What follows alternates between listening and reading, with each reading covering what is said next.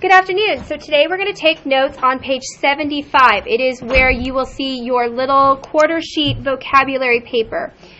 These are some very important terms that we need to know for Unit 3 on exponents and expressions. The first term that you need to know is what is an exponent. An exponent is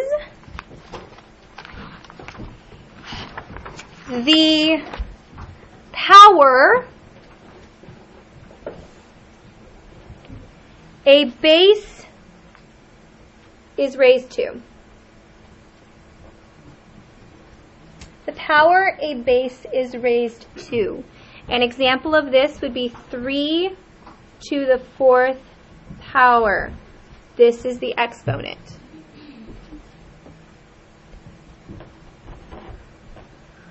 The second term is a base. The base is the large number that will be multiplied. So in our example that I previously gave, 3 to the 4th power, the base is this number on the bottom.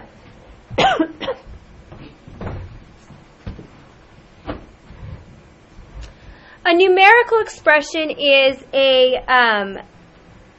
it's a problem where you have numbers and an operation, but you do not have an answer. There's no equal sign. So a numerical expression is only numbers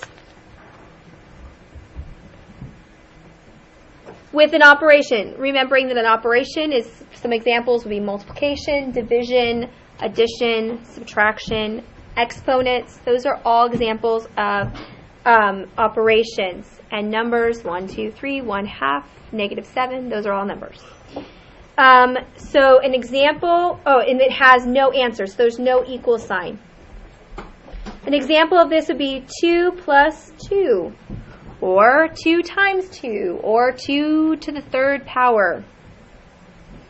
An algebraic expression, however, is not only numbers, but it's also variables. And it has an operation, but it has no answer. An example of this would be x plus 2.